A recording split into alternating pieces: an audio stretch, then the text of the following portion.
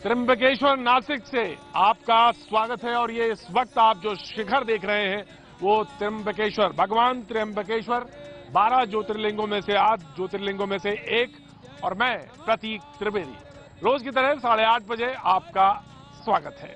आज हम आपको दिखाएंगे कि किस तरह से मॉडर्न एज में कुंभ में भी थोड़ा बहुत बदलाव आया है, बाबाओं के स्टाइल में बदलाव आया है। बाबा अब अपनी कथाओं में किस तरह की चीजों को समावेश कर रहे हैं। एक तरफ कंप्यूटर बाबा हैं तो एक तरफ बाजारों से उतरने वाले भी बाबा हैं। किस तरह से उन्होंने अपनी स्टाइल डेवलप की है इसके बारे में बताएंगे। लेकिन हम इस वक्त आपको सबसे पहले दिखाएंगे वो मंदिर के आसपास का इलाका, पीछे ब्रह्मगिरी पर्वत जहां से दक्षिण की गंगा गोदावरी निकली, और वही उसी के तट पर होता है वो नासिक का महाकुंभ। जो आप देख रहे हैं पीछे वो ब्रह्मगिरी पर्वत है, उसके ठीक तलहटी में भगवान त्र्यंबकेश्वर का ये मंदिर, और इसी त्र्यंबकेश्वर मंदिर में लोग दर्शन के लिए आते हैं। ब्रह्मा विष्णु महेश एक साथ इस मंदिर में शिव रूप में स्थापित हैं। लेकिन अभी चलेंगे सीधे और देखेंगे कि कुंभ नगरी में कैसे स्टाइल के साथ बाबा रह रहे हैं।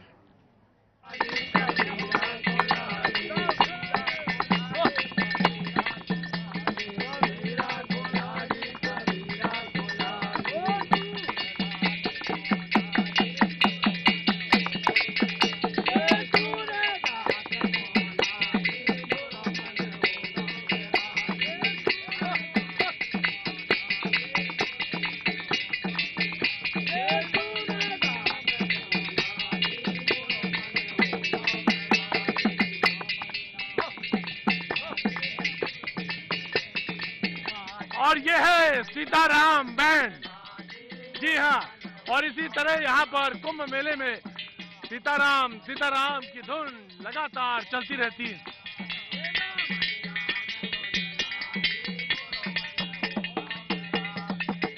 स्टाइलिंग और स्टाइल के साथ जीना, आज की जीवन शैली अपनाना, ये भी एक कहना चाहिए कथाकारों का एक आज हिस्सा बन चुका है।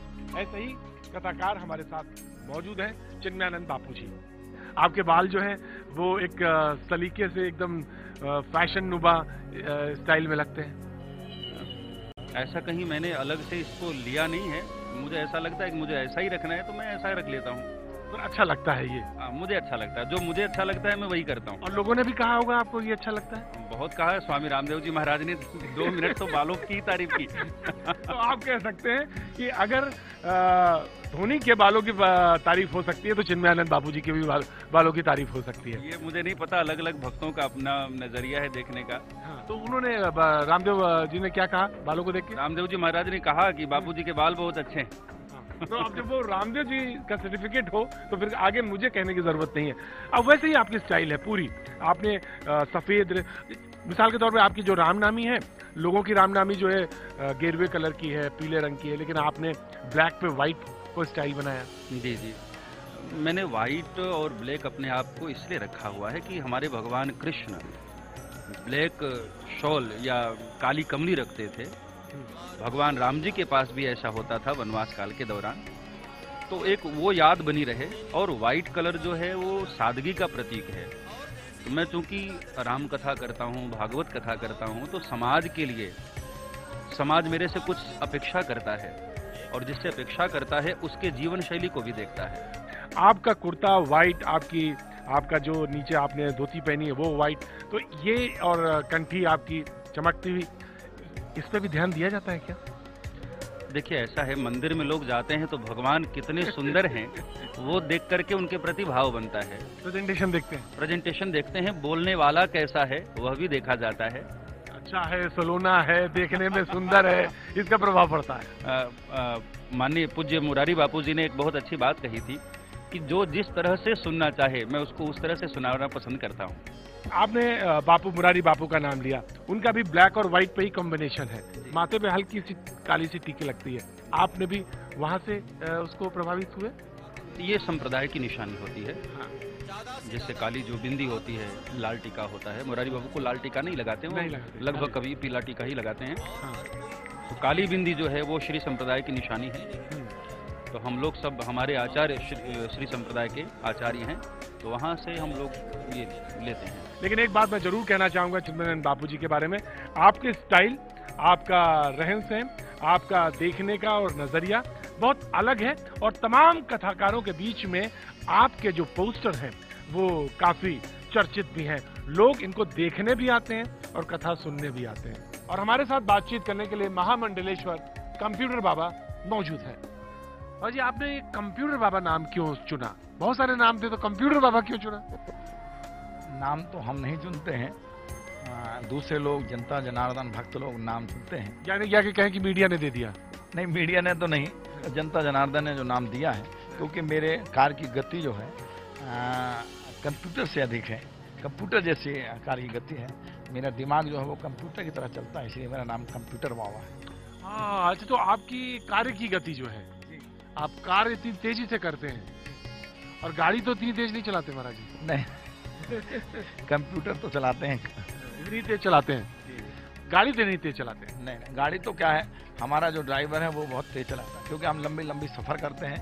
तो वास्तव में हमारा हर कार जो है, मेरे हर कार की गति जो है एक कंप्यूटर की तरह। कि जब आज के युवा देखो, आज के बच्चे देखो, इतना फास्ट, सब कंप्यूटर और लैपटॉप। बस महाराज आप आ गए, मैं यही सवाल पहने वाला था कि जो आपकी बातचीत है वो किसी कहना चाहिए कॉस्मोपॉलिटन शहर के किसी नवयुवक जैसी बातचीत है, जो वो कहता है कि तेज रफ्तार की गाड़ी, कंप्यूटर्स, हेलीकॉप्टर्स, मोबाइल। आप हमारी समझ से आपके पास आधुनिकतम है, एप्पल है?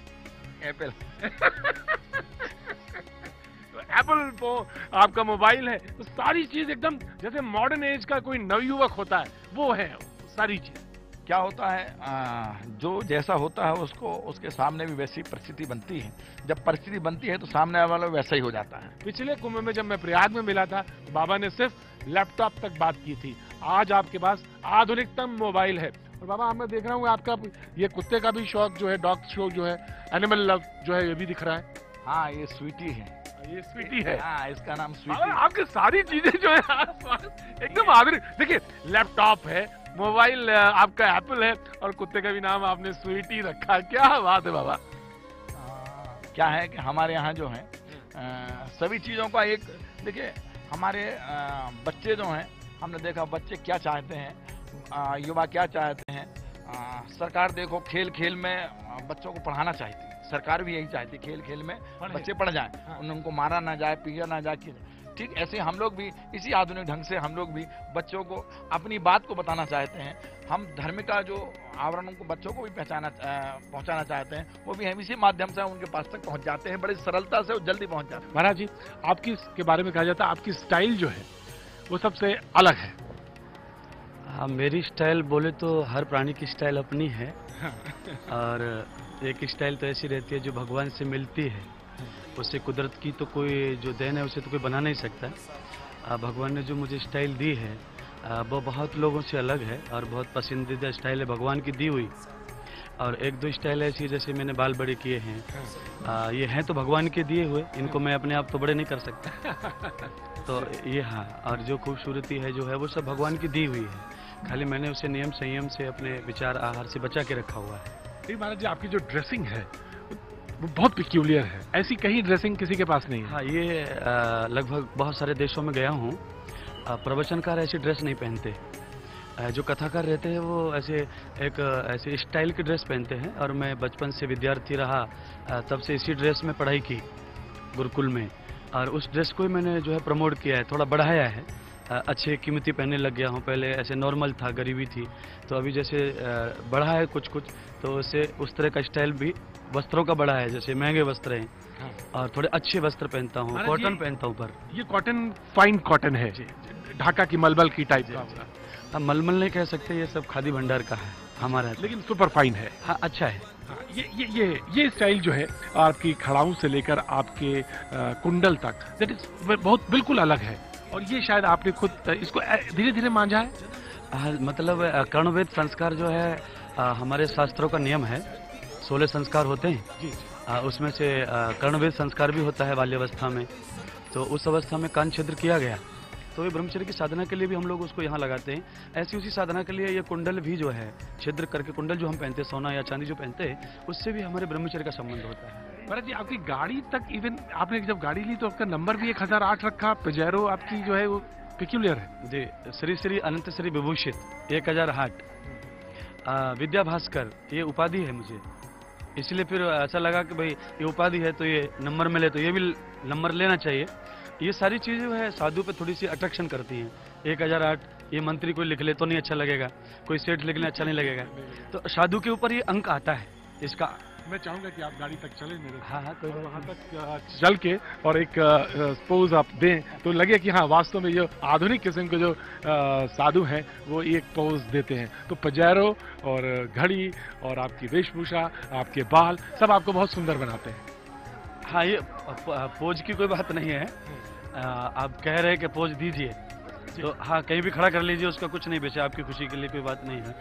हाँ, क्योंकि गाड़ी तो एक से एक है सबके पास में, और ये गाड़ी एक हमारा एक साधन है जिसके द्वारा हम प्रचार का माध्यम जल्दी अपना लेते हैं। कहीं जाना है वहाँ जल्दी पहुँच जाते हैं, और 10 काम जल्दी से करने पड़ते हैं समाज के, तो वो 10 काम भी जल्दी से होते हैं। हम निश्चित तौर से कह सकते हैं कि इंद्रदेव जी महाराज जितने यहाँ पे टेंट लगे हैं, जितने भी यहाँ पर कथाकार हैं, उनमें जो श्रेष्ठ स्टाइलिंग का माध्यम होगा वो शायद आप होंगे। और ये मेरी बात को तस्दीक करते इनके तमाम भक्त यहाँ पर मौजूद हैं, क्योंकि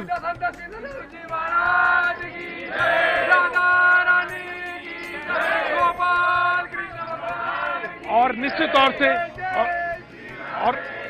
निश्चित तौर से जब भक्त मौजूद होते हैं तो जो गुरु सामने होते हैं वो मंद मंद मुस्कुराते हैं, और यही शायद भक्त का और गुरु के बीच में एक ऐसा रिश्ता होता है जो शायद शब्दों से भी नहीं बोला जाता। लेकिन स्टाइल अपनी जगह है और स्टाइल आपने देखी भी।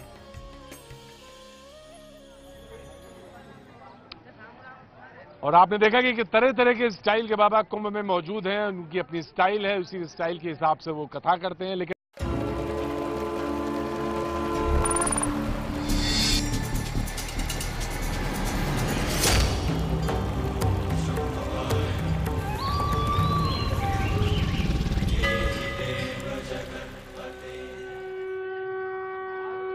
और आप यहाँ पर देख रहे हैं कुंभ का दृश्य, और यहाँ पर मैं त्र्यंबकेश्वर मंदिर में मौजूद तमाम सुबह लोग श्रद्धालु यहाँ पर इसी तरह त्र्यंबकेश्वर भगवान के दर्शन के लिए आते हैं। और मेरे ठीक बाएं हाथ पे वो त्र्यंबकेश्वर का मंदिर का उत्तर द्वार, जहाँ से लोग मंदिर के लिए प्रवेश करते हैं। और यहाँ पर उससे ठीक पीछे वो कुंड, जहाँ पर कुशावत, जहाँ पर स्नान होता है कुंभ का। तो ये पूरा महत्व है यहाँ का त्र्यंबकेश्वर का। लेकिन कुछ लोग कुंभ में ऐसे भी आए हैं जो भगवान को छेड़ते हैं। ये सखी भाव क्या है, कौन है ये लोग, और क्या है ये रामानंद संप्रदाय का सखी संप्रदाय? आइए चलते हैं, जो भगवान को छेड़ते हैं, भगवान को ससुराल का एक रूप दिखाते हैं। आइए देखते हैं सखी संप्रदाय। तारा है सारा जवाना, नाच हमको भी तारे। तारा है सारा जवाना, नाच हमको भी तारे। ये सखी संप्रदाय है, यहाँ पर सीता का भाव रखकर पुरुष आराधना करते हैं माँ सीता की। इसलिए सीताराम जब कहा जाता है तो माँ सीता की पहले यहाँ पे आराधना होती है, और पुरुष जो है स्त्री का रूप रखते हैं, यानी माँ सीता का रूप।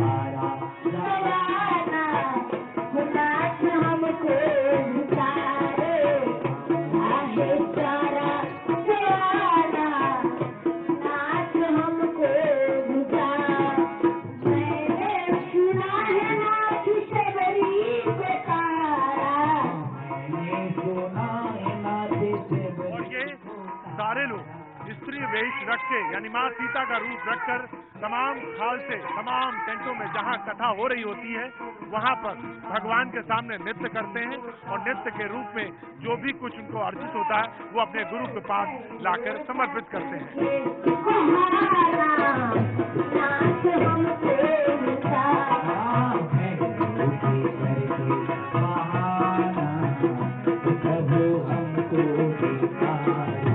ये मुझे बताइए कि इसमें जो भाव है वो मेन क्या है? इसमें भाव ये है कि हमारे रामचंद्र जी किसको कैसे तारे और किस बहाने से तारे, ये सखियां आप लोग बतलाने जा रही हैं। जो सखी संप्रदाय है इसमें मेन क्या है, प्रमुख क्या है? इसमें मेन ये है कि हमारे राम जी हैं, ये हमारे राम जी हैं, हम लोग मिथिलावासी हैं और मिथिलावासी हम लोग हैं कि राम जी को हम लोग मानते हैं जीजा, किशोरी जी को मानते हैं बहन और राम जी को मानते हैं जीजा। हमारे राम जी दूल्हा बने जाकर के जनकपुर में, तो सखियां अगर कोई दूल्हा जाते हैं ससुराल में तो कितना हूँ पढ़े लिखे हो, लेकिन ससुराल में साली के हाथ से कुलचा उनको खाना है। भगवान यहाँ पर क्योंकि जीजा हैं तो सालियाँ उनसे मजाक करती हैं और साली जो है वो भगवान से मजाक कर सकती है ना? तो मजाक करिए जरा एक बार। जय जय हो, थोड़ी मजाक करके दिखाइए। हाँ, और भगवान जो है धीरे से सिर्फ मुस्कुरा देते हैं। और राम जी हमारे कैसे लगते हैं बाहर से कितने सीधे साधे हैं, जरा देखो। क्या कहती है, बाहर से तो बड़े भोले भाले, बाहर से तो बड़े भोले भाले, बाहर से तो बड़े भोले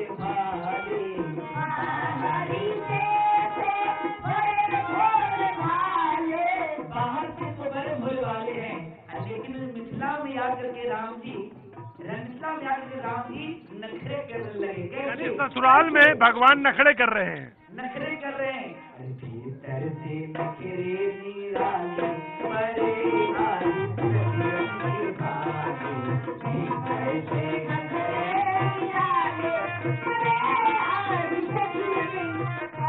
तो भगवान यहाँ पे सिर्फ मंद मुस्कुराते हैं। भगवान ससुराल में है और ये ससुराल का ये जो प्रसंग है यहाँ पे चल रहा है। ये भव्य झांकी यहाँ पर सजी है। भगवान श्री राम सीता मैया विराज रहे हैं और सखियां उन्हें छेड़ रही हैं और ये पूरे वैष्णव आंदोलन में एक हिस्सा ये भी है जिसमें सखी भाव प्रमुखता के साथ होता है और तमाम यहाँ पे कुंभ में तमाम सखियां इसी तरह मंडप में आती हैं, भगवान के सम्मुख नाचती हैं, गाती हैं और उसी वेश में वो दूसरे टेंट में पहुंच जाती हैं और ये यहाँ पे अद्भुत यहाँ की जनकपुर की चल रही है।